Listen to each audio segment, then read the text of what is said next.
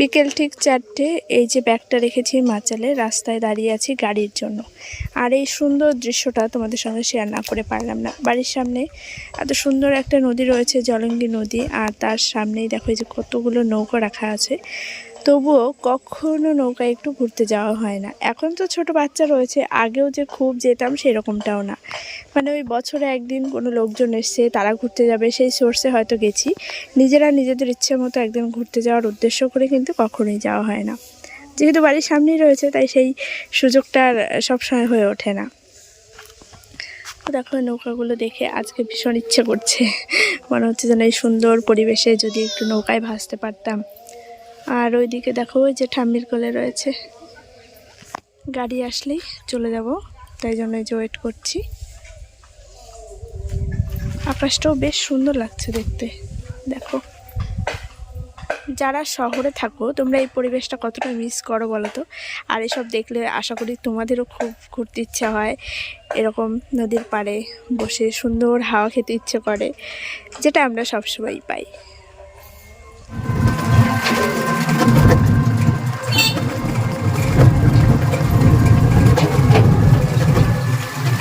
দিন শেষে মামাকে নিয়ে রেডি হয়ে বেরিয়ে পড়লাম বাড়ি যাওয়ার উদ্দেশ্যে। তবে মাঝে মাঝেই আমাকে বাড়িতে ছুটতে হয়, তোমরা ভিডিওতেও দেখো। আমি একটা সমিতির কাজ করি, প্লাস আমাদের একটা সমিতির দল রয়েছে, আর সেই দলের সভানেত্রী আমি। খাতাপত্রের দিক থেকে শুরু করে টাকা পয়সা সমস্ত কিছুর হিসাবপত্র আমাকেই রাখতে হয়। আর আমি মামাকে নিয়ে ব্যাংকে খুব বেশি যাতায়াত করতে পারি না, ওই জন্য দলের যার মেম্বাররা রয়েছে তারা দৌড়াদৌড়ি করে, আর বাকি বাড়িতে বসে কাজগুলো আমাকে সামলাতে হয়। সেজন্য এখন যাচ্ছি, আর মামা সবেমাত্র ঘুম থেকে উঠলো, তাই মুডটা অফ রয়েছে, বাড়ি গেলেই ঠিক হয়ে যাবে। কি বদমাস, ওই দেখ ডল হাসে।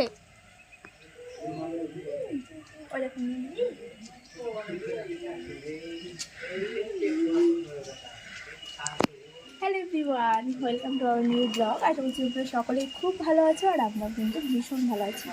একদম রেডি সেডি হয়ে আমি আর মামা চলে এসেছি এই বাড়িতে। আর এই বাড়িতে এখন প্রচুর কাজের সময়, দেখতেই পাচ্ছ চারিদিকে পাট, আর পাটের অবস্থা খুবই খারাপ হয়ে যাচ্ছে। তার কারণ কয়েকদিন থেকে কন্টিনিউ বৃষ্টি হয়ে চলেছে, রোদের ভাবটা খুবই কম, আর ওই জন্য শুকাতেও পারছে না পাটগুলো। দেখো কি মা, ওই দেখো, ওই দেখো মিমি, মিমি দেখো তো, দেখো তো মিমিকে, দেখো তো। তো এখন একটু বাড়ি দিয়ে ঘোরাঘুরি করছিলাম, ভাবলাম ব্লগটা এখন থেকেই শুরু করে। এখানে এসেছি খুবই অল্প সময় ধরে। ওই দেখো বম্মাকে দেখতে জানলা দিয়ে, ওই জন্য খুব খুশি। বম্মা বলো কেমন আছো, বম্মাকে বলো কেমন আছো তুমি। ওই দেখো, ওই দেখো যাবে যাবে, ওই ওই যে বম্মা। ওরে ওরে বাবা, পিঠা পিঠা ধরে না, খুব গরম এখানে, বেশিক্ষণ থাকা যাবে না। এখন গিয়ে ফ্যানের নিচে বসবো, আর আমার ড্রেসটাও চেঞ্জ করে দেবো, কারণ ওরও গরম লাগছে বাইরে। আর ডাইপারটাও পরানো রয়েছে, সেটাও খুব গরম। না এটা না, এইটা। তো চলো, ওইদিকে সব লোকজন এসেছে, সবাই কথাবার্তা বলছে, আর মা কাকিমারাও ব্যস্ত রান্নাবান্না সব কাজকর্ম নিয়ে। যাওয়ার জন্য দেখো পাগল হয়ে যাচ্ছে। উফ, কি হয়েছে, কি হয়েছে তোমার, কি হয়েছে তোমার? এখন বম্মার কাছে যাওয়ার জন্য পাগল হয়ে গেছে, দেখো অবস্থা। কোথায় যাবে?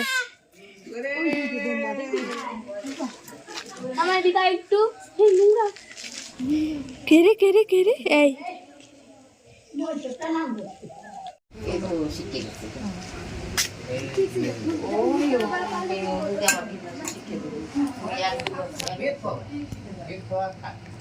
এই যে এদিকে দেখো কাকিমা চা করছে, স্পেশাল দুধ চা।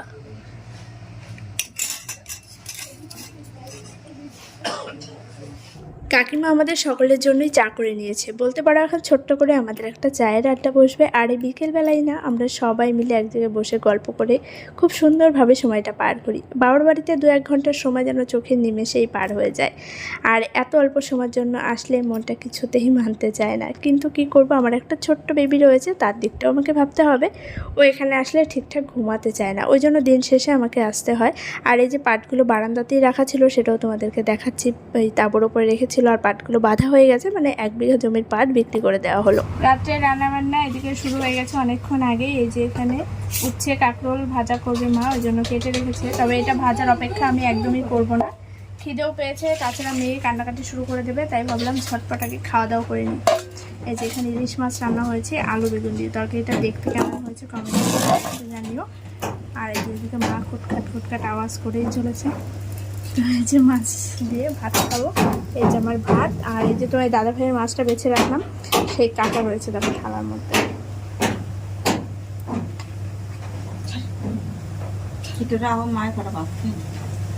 কে রে ফ্যানের তলায় নিয়ে যাও, চলে এসেছে।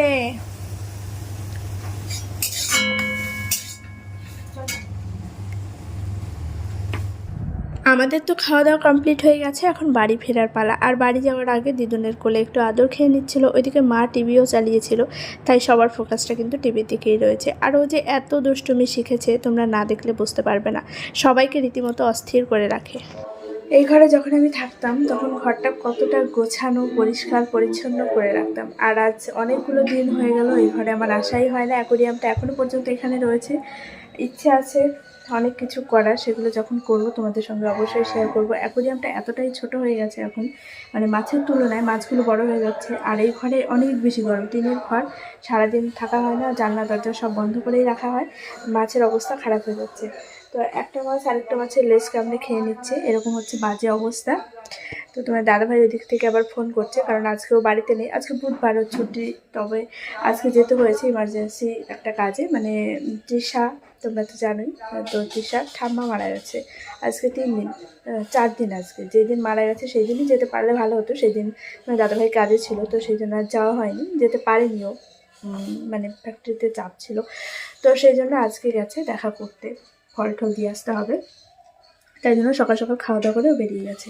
তো এখন এসেছি আমি মাছের খাবার দিতে। আর একটা বিশেষ কাজ, এগুলো আমার কত জিনিস রয়েছে এখনও জানো, এগুলো নিয়ে যেতে হবে, কিন্তু সেই সময় সুযোগটাই হচ্ছে না। দেখো ঘরের অবস্থা খুবই অপরিষ্কার অগোছালো। তো নিয়ে যাবো একটা পাটি রয়েছে, শীতল পাটি, যেটা বিয়েতে কিনেছিলাম, জানি না ওই বাড়ি থেকে দিয়েছিল কিনা বলতে পারবো না। তো এই পাটিটা কলতলায় নিয়ে ধুয়ে পরিষ্কার করতে হবে। আমাকে যখন খাবার খাওয়াতে বসি ঘরের নিচে, তো তখন এই পাটিটার আমার খুব প্রয়োজন পড়ে। অবস্থা খুব খারাপ হয়ে যাচ্ছে, প্রত্যেকটা জিনিস আমাকে বেছে বেছে গুছিয়ে সব নিয়ে যেতে হবে। তারা ব্যাগটা মানে তোমাদেরকে একবার একটু দেখাই, তাহলে বুঝতে পারবে। আর মিস্ত্রি কাজ করে গেছে, আপাতত কাজ একটু বন্ধ রয়েছে, চারিদিকে সামাল দিতে পারছি না। যত অনুষ্ঠান, যত বিপদ আপদ, নিজেদের রোগ ব্যাধি, বাচ্চার খাবার দাবার, এই ডাইপার কেনা, এই কেনা, সমস্ত কিছু একটা লিমিটেড অ্যামাউন্ট যেটা তোমার দাদাভাই ইনকাম করে, এখন তো আমি পুরোপুরি মানে ইনকাম থেকে বিরতি আর কি, হচ্ছে না আমার দ্বারা বাচ্চার সামনে কোনো কিছু করা। এখন আবার সব শুরু করতে হবে, মেশিনের কাজ বাজ, যাই হোক টুকটাক ইনকাম আবার শুরু করতে হবে। তো ওর একটা লিমিটেড ইনকামের মধ্যে আমরা এত কিছু করে উঠতে পারছি না।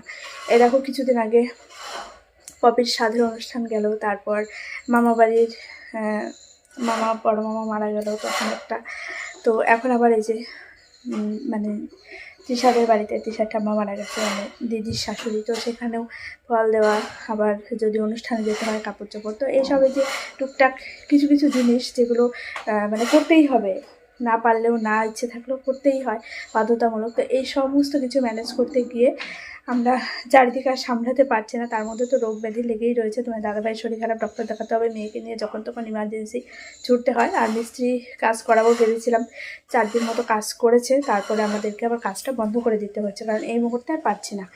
তো যাই হোক, আবার যখন সময় সুযোগ হবে তখন আবার একটু একটু করে নেব। আর এখন চলো ব্যাক ক্যামেরায় তোমাদেরকে একটু দেখিয়ে দিই, তারপর আবার এই পাটিটা নিয়ে কলতলায় ভালো করে মোটর চালিয়ে ক্লিন করব, মানে ধুয়ে নেব ভালো করে। তো এই হচ্ছে ঘরের সামনেটা, যেই যে গেটটা বানিয়েছিলাম এই ঘরে আসার পরে, দেখো সব ওইভাবেই পড়ে আছে। আর এই ঘরে এখন মালপত্রই রাখা হয়, এই ঘরে তো আর থাকা হয় না। এই যে মালপত্র রয়েছে একদম অপরিষ্কার। আর এই ঘরে এখনও আমার জিনিসপত্র রয়েছে, যেগুলো সব পরিষ্কার করে করে ওই ঘরে নিতে হবে। অবস্থা খুবই খারাপ। এই যে আমার ট্রাইপডের বক্সটা রয়েছে, ট্রাইপডটা নেই এর মধ্যে, শুধু বাক্সটাই রয়েছে, এর মধ্যে কিছু জিনিসপত্র রয়েছে যেগুলো নিতে হবে। এই বস্তাটাও নিয়ে যাব কলতলায়, এটাও দিয়ে পরিষ্কার করবো, দুটো ঘরে নিয়ে যাবো। আর এই যে জিনিসপত্র সব রয়েছে, এই যে ল্যামিনেটরটা নিতে হবে, জেরক্স মেশিন রয়েছে ওই ঘরেই, ল্যামিনেটরটা ওই ঘরে নিতে হবে, জেরক্সের কাজ বাজ টুকটাক করে শুরু করতে হবে। আর এই যে এইদিকে দেখো মাছের, দেখো এই যে কালো এই শার্কটার লেজ খেয়ে নিয়েছে এক সাইডে। এই হচ্ছে মাছের অবস্থা। ফিল্টারটা চলছে না, আজকে বাড়ি এসে হয়তো ঠিক করবে। ওরও চারিদিকে এতটা চাপ যায় কি বলবো তোমাদেরকে। একটা দিন ছুটি, সেই দিনটাও বেচারি দৌড়াতে দৌড়াতেই কাজ শেষ। আর এই যে টেবিলটা এটুকু বানানো হয়েছে, এটা শু র্যাক হিসাবে ব্যবহার করা হবে। আর আপাতত এটুকু হয়েছে, পরে কমপ্লিট হয়ে যাবে, তারপর তোমাদেরকে জানাবো। মানে এটুকু কাজ করিয়ে রাখার পর কাজটা আমাদেরকে বন্ধ করে দিতে হয়েছে।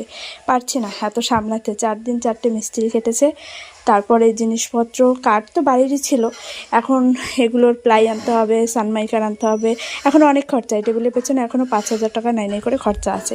তো সেই জন্য তোমার দাদাভাই বললাম যে এখন থাক, আগে তুমি ডক্টর দেখাও। তো সামনে এসে কথা বলি। এই যে কাজটা যখন আমরা ভেবেছিলাম করব, তখন তো ওর রোগ ব্যাধি সমস্যা সেগুলো ধরা পড়েনি। তো তারপরেই হঠাৎ করে পেটে যন্ত্রণা, 3 দিন ভুগলো, তারপর ডক্টর দেখানো, এই সেই করে করে তারপর মনে হলো যে না, এই কাজটা আমার পরে করলেও হবে, আমি 1 মাস পরেও করতে পারবো, কিন্তু আগে ওকে ডক্টর দেখাতে হবে, ওই দিকটা আগে সামলাতে হবে। সেই জন্য ভাবলাম আগে ওই দিকটা সামলে নিই, তারপর যদি পরিস্থিতি সেরকম থাকে তাহলে না হয় বাকি কাজটুকু কমপ্লিট করিয়ে নেব। এই হচ্ছে ব্যাপার। তো এখন সব দিক একসঙ্গে করতে পারছি না, এটাই হচ্ছে সমস্যা। চলো ওই ঘরে যাই। ও এইগুলো নিয়ে, আচ্ছা খাবারটা আমার দেওয়া হয়ে গেছে, এগুলো নিয়ে টেবিলটা কেমন হয়েছে কমেন্টে কিন্তু জানিয়ে। এটা ডাইনিং রুমের মধ্যে থাকবে, শু র্যাক হিসাবে ব্যবহার হবে। আর ওপরে একটু অন্যরকমের প্ল্যানিং রয়েছে, যখন হবে তখন তোমাদেরকে আমি জানাবো যে কী হচ্ছে আর কেন এত বড় একটা টেবিল আমরা তৈরি করলাম।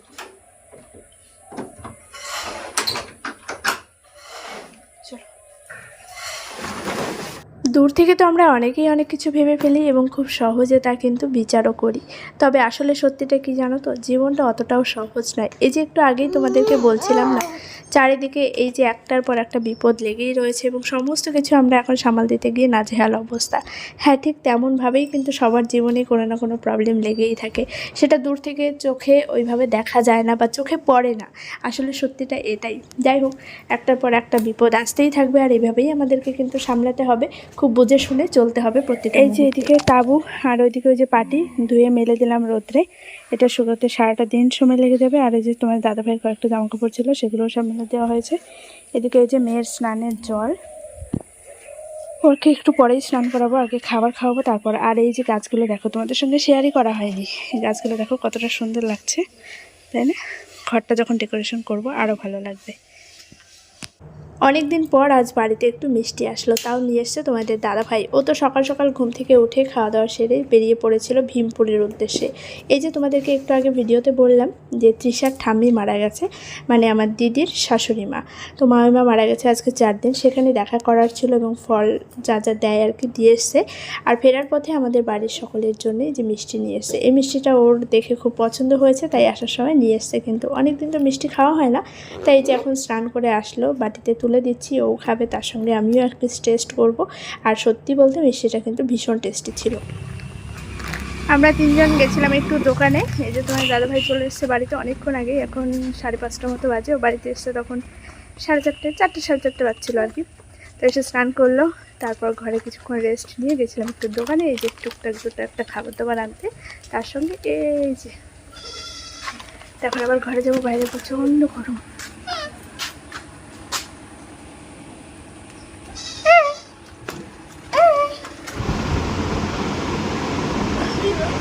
টিকটিকি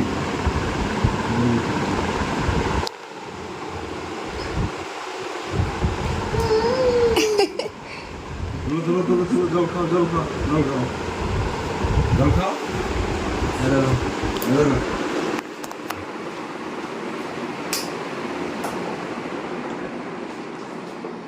তুমি জল খাচ্ছ? জল কোথায় তোমার? জল কোথায়? জল তুমি একটু জল খাও, তুমি জল খাও মাম্মা।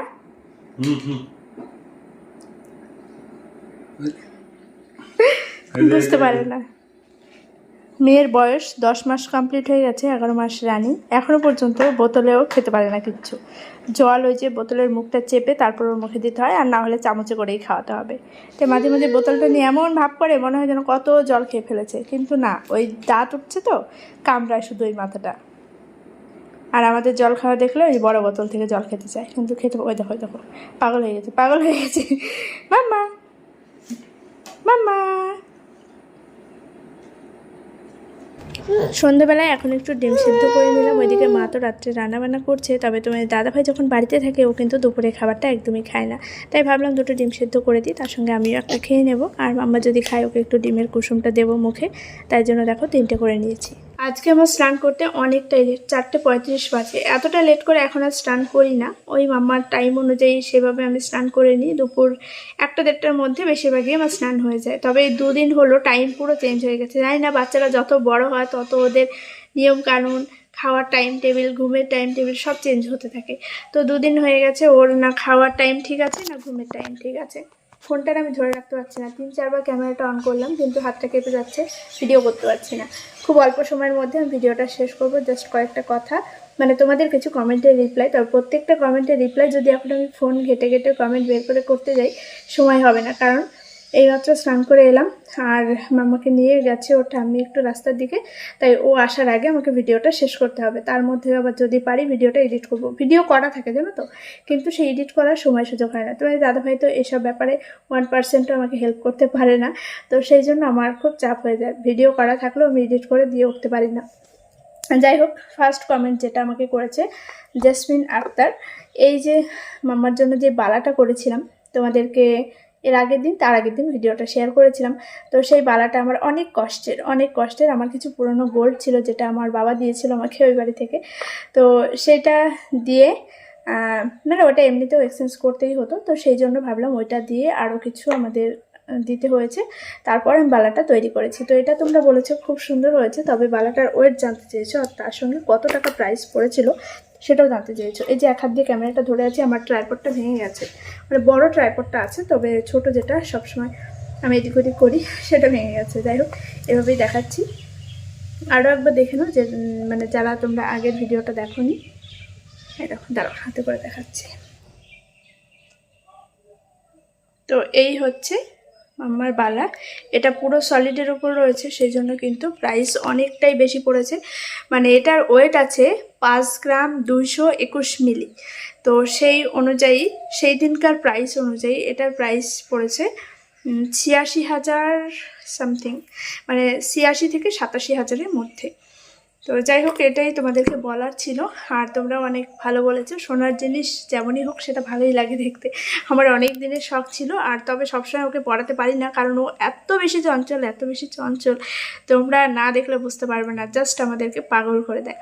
আমাদের মানে আদর্শিনী পাপিও বলে, তারপর মাও বলে যে ও নাকি এই বয়সে কিছুই সেরকম মানে দুষ্টুমি করতো না, এখন বড় হয়েছে, এখন দুষ্টুমি বেড়েছে। তবে আমাদের এই যে আহিরি এত বেশি চঞ্চল আর এত দুষ্টুমি করে, সেকেন্ডের মধ্যে যা খুশি তাই ঘটিয়ে ফেলে।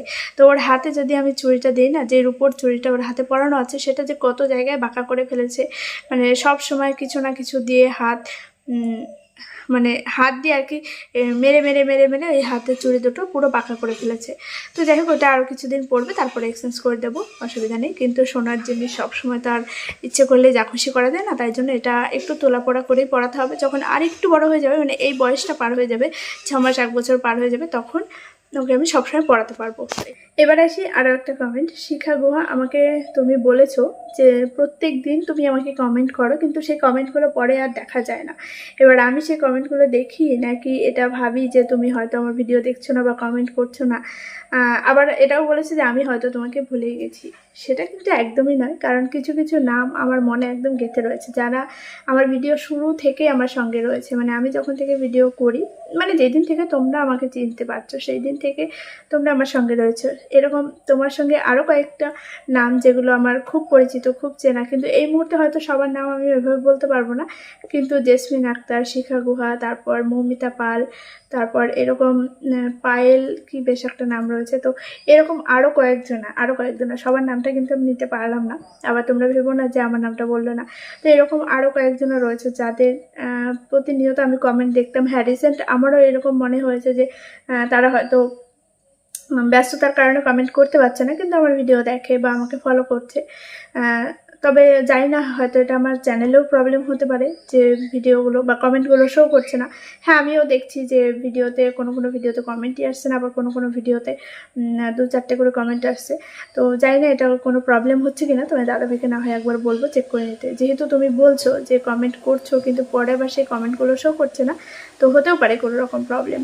কিন্তু আমি কাউকেই বলিনি, যারা আমার শুরু থেকে সঙ্গে রয়েছে তাদেরকে আমিও একদম মনে প্রাণে ভালোবাসি এবং আমি জানি তোমরা সবসময় আমার পাশে থাকবে।